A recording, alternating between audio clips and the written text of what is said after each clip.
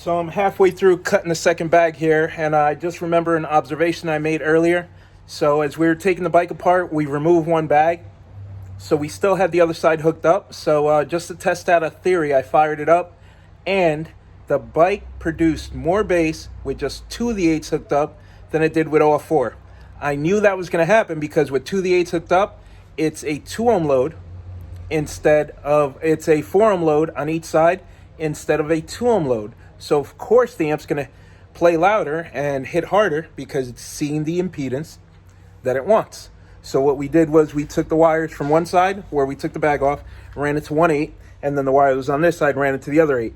So it was a bridged channel on each 8, and it pounded. It sounded good. It sounded the way it was going to sound. So we already know that the setup in the bag works.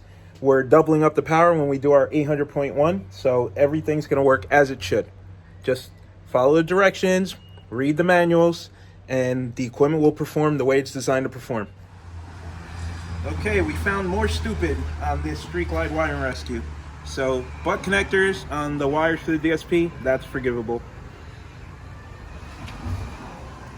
This, however, is not. And I was so confused, I had to call Rockford to make sure I was right. They jumped the remote input terminal into the front right speaker input terminal. So I knew that was wrong, but I called for confirmation that is wrong. The unit does signal sensing through the front speaker level inputs. This is not needed. You connect that to remote turn on or accessory. Once the unit turns on, you go into programming, turn on DC, offset, so signal sensing, then you can remove that wire. You are never ever to wire this wire into the speaker lead. Then on top of that, even if that had been correct, they chose the wrong speaker input. The DSR1 does speaker level sensing through front left. This is front right. Completely wrong. Now you can rewire. So we thought we were going to be able to reuse the power line. They use wires. That's the brand, oxygen-free copper. So yes, that's good. We could definitely use that. Then as we got towards the battery, they use this fuse holder that comes with 8 inches of wire. That is not copper. So you hook up a CCA aluminum fuse holder with a butt connector to your oxygen-free copper.